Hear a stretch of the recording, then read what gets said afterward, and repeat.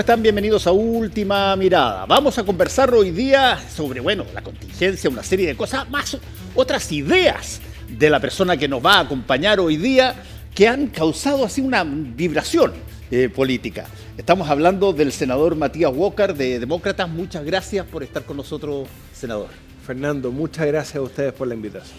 Oye, Matías, a ver, partamos por una cosa que debe haber gente pensando, les va a preguntar sobre los candidatos, por quién va a votar. Te voy a preguntar, la primera cosa, para despejarla, ¿qué es esto de proponer cosas para el fútbol que empezaste a hacer? ¿Por qué te interesó el fútbol? Y sobre todo, esto hay que decirlo, no es el deporte en la cancha, no, estás hablando de la institucionalidad futbolística y todas sus posibilidades que tiene de, faltar a la ley incluso. Bueno, efectivamente, Fernando, nosotros presentamos este proyecto de reforma de la Ley de Sociedades Anónimas Deportivas el año 2016, hace 9 años, en la época de oro del fútbol chileno. Quiero decirlo porque algunos pueden decir, oye, ahora que la selección le fue mal, están presentando este proyecto para regular y terminar con los conflictos de interés, pero la verdad es que lo presentamos el año 2016 porque ya veíamos que esto de la multipropiedad, empresarios que eran dueños de distintos clubes, los representantes que terminaban siendo dueños de los clubes y por lo tanto dueños de la selección chilena, sobre todo representantes extranjeros, era una anomalía. En ese momento hubo un reportaje muy bueno, Gustavo Huerta, periodista de Televisión Nacional, en Zoom Deportivo, que ya advertía cómo estos conflictos de interés, los factores, las casas de apuestas, estaban generando un daño mayor al fútbol chileno. Y lamentablemente todo lo que ocurrió después es una consecuencia de vacíos que quedaron en la ley de sociedades anónimas deportivas que permitió un libertinaje total, permitió la multipropiedad. Hoy día la multipropiedad legal hasta un 5%, cuestión que estamos precisamente votando mañana para terminar con esa anomalía y también con los representantes que son dueños de los clubes. Sino que además, como terminan siendo dueños de la selección chilena, los clubes, porque no está separada la federación de la NFP, y ahí hemos tenido un muy buen apoyo de Jaime Pizarro, ministro del Deporte, bueno, era necesario poder actualizar la ley, terminar con los conflictos de interés, porque el fútbol, por sus propios estamentos, no lo iba a hacer. O sea, cada vez que se ha intentado, a través del Consejo de Presidentes, reformar los estatutos de la NFP para terminar con estas anomalías que la propia FIFA prohíbe, como el caso de la multipropiedad, los propios dueños de los clubes se han opuesto. Entonces, terminamos últimos en la eliminatoria y yo digo que todo lo que pasa fuera de la cancha repercute en lo que pasa dentro de la cancha y por eso, estamos avanzando el proyecto de ley en segundo trámite. Tú mencionaste que en esto encontraste apoyo en el ministro del Deporte, Jaime Pizarro. ¿Ese apoyo en qué se traduce? Primero, la suma urgencia del proyecto, fundamental. Antes que yo llegara al Senado, no quiero decirlo con una falsa pretensión de protagonismo, pero el proyecto estuvo 4 años congelado en la Comisión de Constitución del Senado. Y el ministro Jaime Pizarro, que entiende de fútbol porque fue campeón de América, fue entrenador, fue presidente de Colo-Colo, nos ayudó mucho, el presidente Boric también, a ponerle suma urgencia al proyecto, permitir que se votara. El presidente Boric, digámoslo también, es bien fanático del fútbol. Es fanático, al igual que yo, además de la Católica, pero él entendía que había un problema estructural, ¿no? Con las casas de apuestas, ahí, con el apoyo del Ministerio de Hacienda ha sido muy importante regular eso también, y finalmente logramos que Paulina Núñez, presidenta de la Comisión de Constitución, y yo quiero valorarlo, la ha puesto en tabla toda la semana en la Comisión de Constitución, que es una comisión que tiene hartos proyectos. Así que espero que el proyecto se despache este año. Ok, o sea, estamos ahí atentos a lo que ocurra en ese espacio. Vamos a la política. ¿Cómo estás viendo tú la situación de esta elección que se viene, donde, hay harto candidato? Debe ser una de las elecciones donde ha habido más candidatos. Tú ves los debates, 6 personas, qué sé yo, una cosa, o 7, que de repente... y en en el momento mundial que estamos viviendo. Hoy día, a ver, yo siempre lo he dicho, durante mucho tiempo la división entre uno y otro lado era ideológica. Tú, qué sé yo, eras comunista, tú eras capitalista y básicamente se puso un símbolo que fue la cortina de hierro y todo lo demás. Hoy día tú tienes una básicamente opción por temas que meten miedo, porque son peligrosos, pero gente que son gritones y que de alguna manera dicen yo los armo a todos, o yo declaro guerra, o yo los expulso, en fin. Si es que no eres así de gritón, tenés pocas posibilidades de ganar. Y en una política como la chilena, que siempre históricamente fue de grandes líderes, no necesariamente ninguno gritón, etcétera, ¿cómo calza una cosa con otra? Yo creo que lo que vamos a tener en noviembre, Fernando, es una primaria para ver cuál va a ser el próximo presidente de Chile.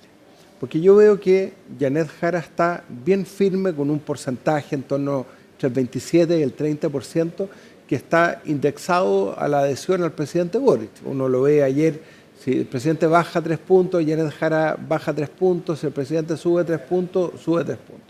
Yo estuve en la feria en La Serena el sábado y la gente me lo comentaba. En general, yo creo que el voto de Janet Jara es un voto bastante duro. Pero, ¿qué muestran todas las encuestas? Que tanto Evelyn Matei, que es mi candidata, como José Antonio Kast le ganan a Janet Jara en una segunda vuelta, en torno a los mismos porcentajes, aproximadamente el 55%. Entonces, ¿qué es lo que nosotros decimos como demócratas? Es que la única manera de ganarle a José Antonio Kast es que Evelyn Matei pase a la segunda vuelta. ¿Por qué? Porque Evelyn Matei tiene equipos, tiene además una base parlamentaria muy importante. Ayer conocimos una simulación que le podría dar a esta lista que se llama Chile Grande y Unido, que formamos junto con Chile Vamos, Demócratas, Amarillos, que también está apoyando a Evelyn Matei, aproximadamente 67 diputados. Eso le puede dar gobernabilidad a Evelyn Matei, que se ha apoyado con un espectro desde la centro derecha hasta la centro izquierda. ¿Qué es lo que me pasa con José Antonio Kast? Yo quiero ser muy honesto, Fernando. Yo fui colega 8 años de José Antonio Kast en la Cámara de Diputados. Nunca he visto a José Antonio Kast construir un acuerdo. Nunca ha estado con un acuerdo. No estuvo en el acuerdo de pensiones, no estuvo en los acuerdos de los procesos constituyentes, no estuvo en el acuerdo por la paz y la nueva constitución en el gobierno del presidente Piñera, cuando más se necesitaba. El trató de traidora además del presidente Piñera, cuando más se necesitaba acuerdos para salir de esa crisis en forma democrática, en forma pacífica. Ni José Antonio Kast ni los parlamentarios de José Antonio Kast, de Republicanos, han estado disponibles para los acuerdos. Y Chile necesita acuerdos para sacar la agenda de seguridad, como lo hicimos en la mesa del Senado, sacamos adelante más de 31 proyectos de la agenda de seguridad para el acuerdo de pensiones, para que Chile vuelva a crecer, para destrabar las inversiones. Hoy día tenemos 100.000 millones de dólares en inversiones que están esperando un permiso del Estado para poder concretarse. Y al mismo tiempo tenemos un desempleo femenino en torno al 10%. Evelyn Matei generó cientos de miles de empleos mientras fue ministra del Trabajo. Entonces, yo creo que eso es lo que se juega en la elección de noviembre, porque no basta con que tú le digas a la gente que la situación de seguridad está compleja, que el desempleo está complejo, que estamos creciendo al 2,5%. Hay que entregar propuestas concretas, porque eso yo celebro que Evelyn Matei hoy día haya presentado 100 propuestas para los primeros 50 días de su gobierno, porque ahí hay medidas concretas de cómo se pueden hacer las cosas en seguridad y en materia de crecimiento. En materia política, Matías, hay siempre a veces municiones que son ideológicas, municiones que son algo que dijiste alguna vez, dónde estuviste o en el gobierno de quién estuviste alguna vez, y que te la empiezan a sacar cuando eres candidato. ¿Qué tanto crees tú que le puede afectar a Evelyn Matei la dictadura, donde su padre fue miembro de la Junta de Gobierno y uno de los principales? Fíjate que yo lo hablé con Evelyn Matei, ¿ya? Nos pegamos una muy buena conversación y yo celebro que ella ahora hable de dictadura. Y dice, Bueno, yo siempre he hablado de gobierno militar, fue muy sincera, pero fue una dictadura. Y lo ratificó además el comando del Inmatei, que creo que es muy importante despejar eso, condenando las violaciones a los derechos humanos. Fíjate que yo creo que hay que recordar, a propósito del 5 de octubre, que conmemoramos ayer, Fernando Matei fue el que reconoció el triunfo del no. El primero. El primero. El primero. Antes de entrar a La Moneda, sí, a la reunión con los comandantes en jefe. Yo siempre me he preguntado, probablemente tú también, que fuiste un periodista perseguido por la dictadura, ¿qué hubiese pasado si Fernando Matei esa noche? Recordemos que el primer cómputo que había dado Alberto Cardemil a nombre del gobierno como subsecretario daba ganador al sí. Sí. Y teníamos una vocería de Genaro Arriagada del comando por el no, dando el primer cómputo como ganador al no. Y le preguntan a Fernando Matei cuando entra a La Moneda, lo digo porque probablemente las generaciones jóvenes no se acuerdan. Porque tú me preguntaste por Fernando Matei, ¿no? Exactamente. Integrante de la Junta de Gobierno. Y le preguntan y dice, yo tengo muy claro que ganó el no, antes de entrar a la reunión con Pinochet. Así es. Y eso causó un remesón, pero brutal, porque, a ver, una vez que un miembro de la Junta de Gobierno dice algo tan tajante como eso, ¿lo van a salir a desmentir? Salir a desmentirlo es decir de que hay trampa. Con todos los corresponsales extranjeros. Con todos los corresponsales extranjeros ahí. Y efectivamente, eso fue una de las cosas que la oposición a la dictadura en esa época usó muy rápidamente para decir, lo está diciendo el comandante en jefe de la Fuerza Aérea. Bueno, entonces, ¿qué quiero decir con esto, Fernando? Que Evelyn Matei es una hija de la democracia, porque aparte de eso, ella todos sus cargos los desarrolló en democracia. Fue electa diputada el año 89, después fue elegida senadora por la región de Coquimbo, que es la región más linda de Chile. Es una mujer de mucho esfuerzo, mucho carácter, que obviamente hemos tenido diferencias en el pasado, pero ella tenía una virtud. O sea, este concepto de Chile un solo equipo, de decir que cada vez que nos hemos unido hemos logrado cosas como país, el rescate de los mineros, la Copa América.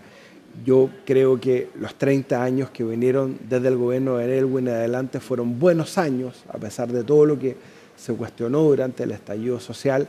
Fue un momento en que crecimos económicamente, se generó empleo, logramos reducir la pobreza de un 40 a un 10%, y por eso veo mucha gente de la Concertación, como René Cortázar, como Isidro Solís, como Carlos Maldonado, Jimena Rincón, yo y otros, apoyando a Evelyn Matei, porque ese espíritu de los acuerdos, que es algo que no garantiza José Antonio Kast, porque José Antonio Kast nunca ha sido capaz, ni él ni sus parlamentarios, de construir acuerdos, es lo que tenemos que reeditar en Chile para que Chile vuelva a crecer y ser un país seguro.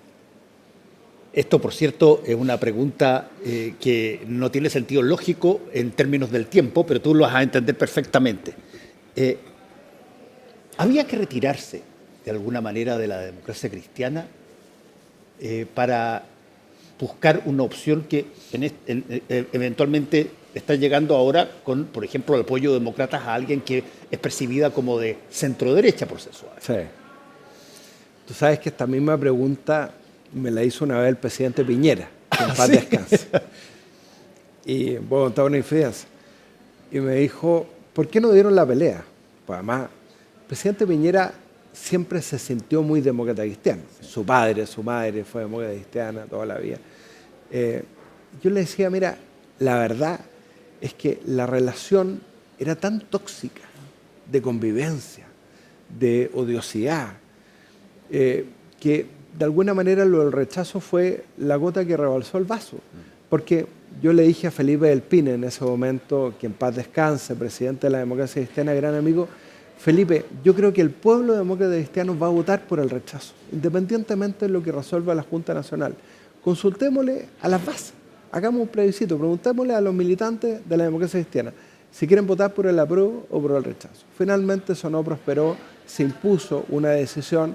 Y yo sabía que el electorado demócrata cristiano, pues yo conozco el electorado demócrata cristiano, iba a votar por el rechazo. Y después no solamente renunciamos, sino que se nos expulsó de la democracia cristiana. A mí, a Jimena Rincón, con el presidente Frei no se atrevieron, el presidente Frei también hizo un llamado al rechazo.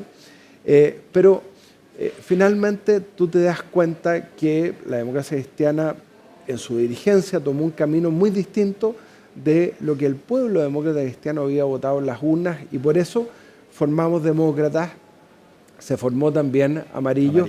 Para buscar reencantar a este electorado de centro. Y bueno, tenemos ahora nuestro primer desafío.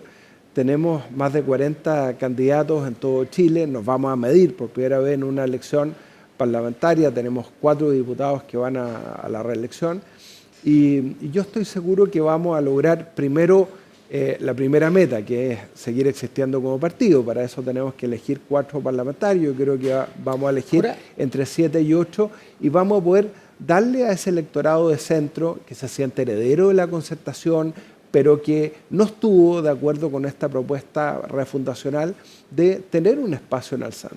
Ahora, ahí hay un punto súper interesante, Matías Walker, que tiene que ver con, a ver, cómo la cultura política de una nación que tiene abuelos, padres, hijos, qué sé yo, que han vivido todo un proceso, cómo empieza a impregnarse o a aceptar o a atreverse a ser parte de algo que muchos de ellos nunca vieron, partidos nuevos. Esto está lleno hoy día. Sí. Pero debe ser muy difícil generar un partido nuevo y que se transforme en masivo muy rápidamente, porque la inercia de la tradición es muy fuerte. Es muy difícil, porque además la gente no quiere nada con los partidos. O sea, nosotros recorrimos Chile, logramos formar demócratas en todas las regiones, ahora nos constituimos en Magallanes, que era la región que más nos había costado, y la verdad es que es un desafío enorme, porque hay mucha gente que te dice,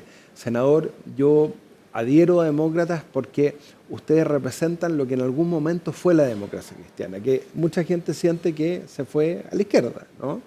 Y bueno, ahí está el desafío. Nosotros hemos logrado construir propuestas, hemos logrado construir propuestas en materia de seguridad, en materia de migración.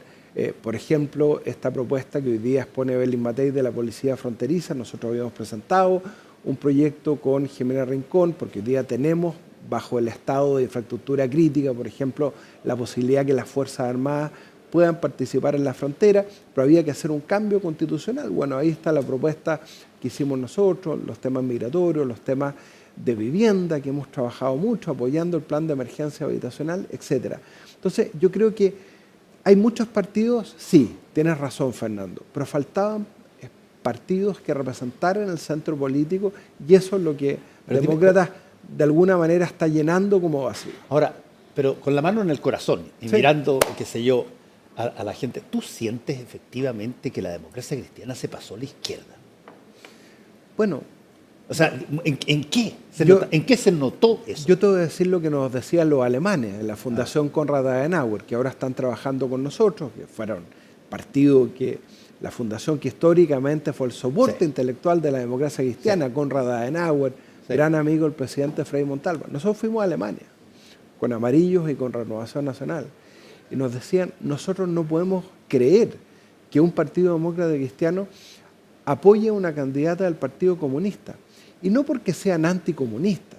En Alemania el Partido Comunista prácticamente no existe, allá más bien la lucha es contra la AfD, la extrema derecha, y crearon además una alianza con los socialdemócratas, Merz, para poder gobernar, a propósito de esta idea de los acuerdos desde la centro derecha hasta la centro izquierda. Pero no conciben en Alemania que la democracia cristiana chilena pueda apoyar a una candidata del Partido Comunista, ¿no?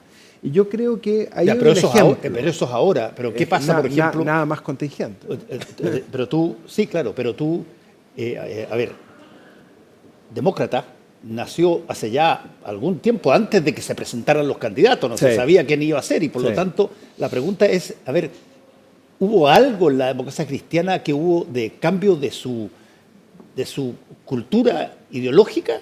sin duda la decisión de apoyar el rechazo, el apruebo, perdón, el 2022, y nosotros estuvimos con la opción del rechazo. El apruebo, una propuesta refundacional que nosotros ya se nos olvidó, pero ni siquiera garantizaba que Carabineros se mantenía como institución, eliminaba los estados de emergencia, generaba todo tipo de autogobiernos.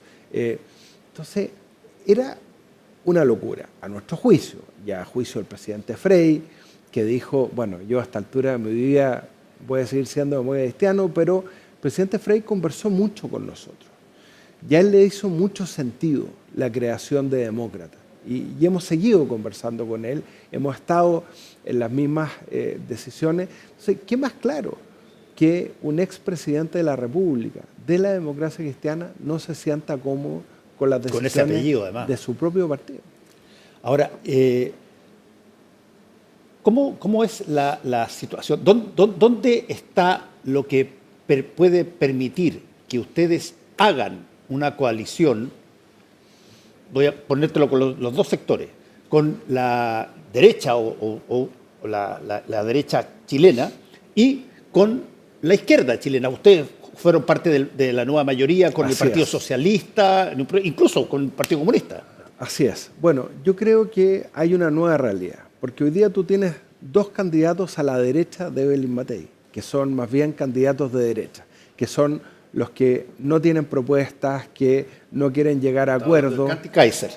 Kass y Kaiser. ¿no? O sea, José Antonio Kass ha dicho que si en 18 meses él no puede cumplir sus compromisos, que la ciudadanía lo saque.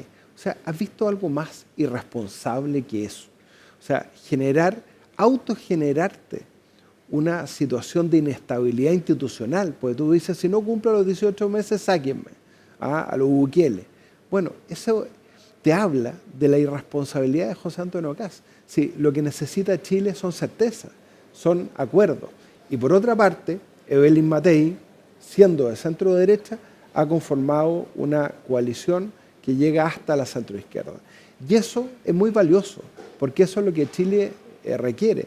Los mejores años de Chile en materia de crecimiento, reducción de la pobreza, buenas políticas sociales, la reapertura de Chile en el mundo, fue en un momento en que logramos construir acuerdos. Sí. Y eso yo creo que tenemos que reeditar, y ese es el compromiso de Evelyn Matei bajo este concepto de Chile grande y unido, un solo equipo, y yo creo que hacia allá tenemos que avanzar. Tenemos enormes problemas, pero yo confío en el potencial de Chile para volver a crecer, para generar empleo, y creo que eso solo lo puede garantizar Evelyn Matei. Por eso yo digo que en noviembre vamos a tener una primaria.